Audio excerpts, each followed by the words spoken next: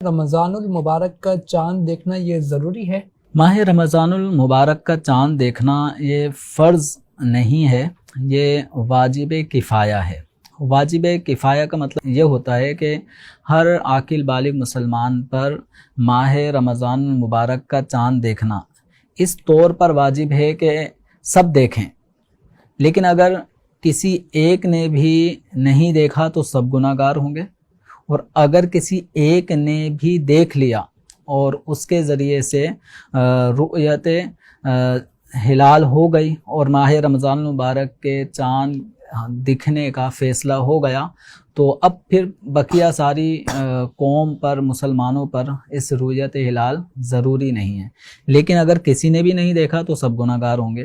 تو 5 مہینے ایسے ہیں جن کا چاند دیکھنا واجب کفایہ ہے: شعبان المعظم کا، رمضان، شوال، ذی قعدہ، ذی الحجہ۔ تو یہ 5 مہینے لگاتار ہیں۔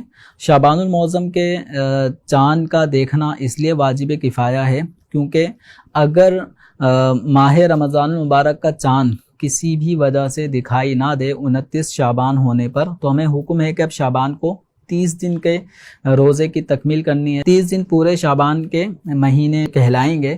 تو اب جب شعبان کا چاند دیکھا ہوگا تو یہ 30 دن کی کاؤنٹنگ پوری ہوگی۔ اور ماہ رمضان المبارک کے روزے، ماہ رمضان کا چاند اس لیے دیکھنا واجب ہے، واجب کفایہ، کیونکہ ہمیں ماہ رمضان کے روزے رکھنے ہیں۔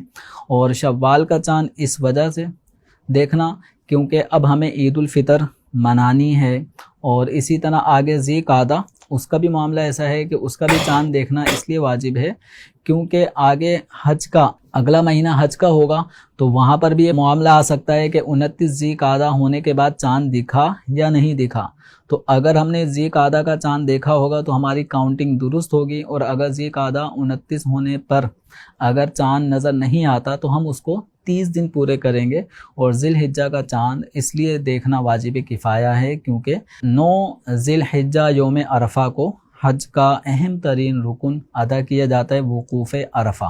تو اس حوالے سے یہ 5 مہینے ایسے ہیں کہ جن کے چاند کو دیکھنا واجب کفایہ ہے، یعنی ایک نے بھی دیکھ لیا تو سب کی طرف سے کفایت کر جائے گا، سب بری ذمہ ہو گئے۔ اور اگر کسی ایک نے بھی نہ دیکھا تو پھر یہ سب کے سب عاقل بالغ مکلف اشخاص گناہ گار ہوں گے۔ تو عمومی اعتبار سے ماہ رمضان المبارک اور ماہ شوال، ان کے چاند تو عمومی طور پہ مسلمان دیکھتے ہیں، یعنی اس پہ تو جستجو بھی ہوتی ہے، لیکن اس کے علاوہ دیگر مہینوں میں کچھ کوتاہی والی صورت زیادہ پائی جاتی ہے۔ اللہ تعالی ہم سب کو شریعت مطہرہ کے تمام احکامات پر عمل کرنے کی توفیق عطا فرمائے۔